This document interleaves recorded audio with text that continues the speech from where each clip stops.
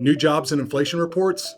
Well, sort of. And how will industrials shore up big tech? I'm David Busch, Co-Chief Investment Officer at Trajan Wealth, and I talked about all this and more on the Schwab Network's Morning Movers. ADP has started releasing this weekly report as well to give, I guess, an idea of, what the jobless claims picture may look like, because we would have gotten jobless claims, but not yet. That will obviously come back into the picture, hopefully sooner rather than later.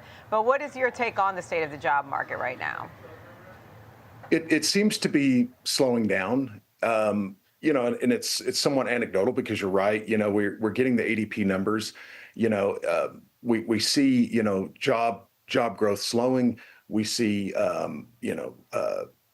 workers that can't find a job. We see that that there's layoffs. I mean, if we just look at the big announcements for layoffs, I mean, one can deduce from those layoff announcements that we're going to see a larger unemployment rate once the government reopens and we get the data.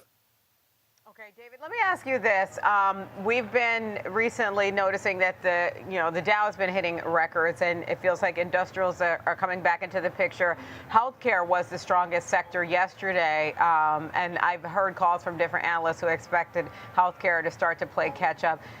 Do you like what you're seeing when you think about, the rotation or broadening out trade?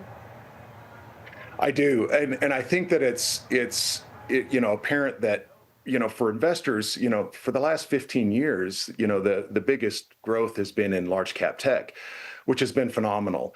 But now that we see this broadening, I think it's time for investors to reassess their position and look beyond large cap growth and see that broadening that's happening, healthcare, but also when we think of the industrials and the AI infrastructure that has to be built, I'm looking down to that next tier outside of, names like NVIDIA, but who's going to support all of that build out? And I think that that's going to be a huge benefit to the economy. And so, look for energy producers, construction, equipment rentals, like all of those companies are going to play a part in this. Okay, all of those companies play a part in this. One of the things that we noted that was interesting to watch, this is over in the industrials, Caterpillar has had such a strong year this year. It's the best performer in the Dow.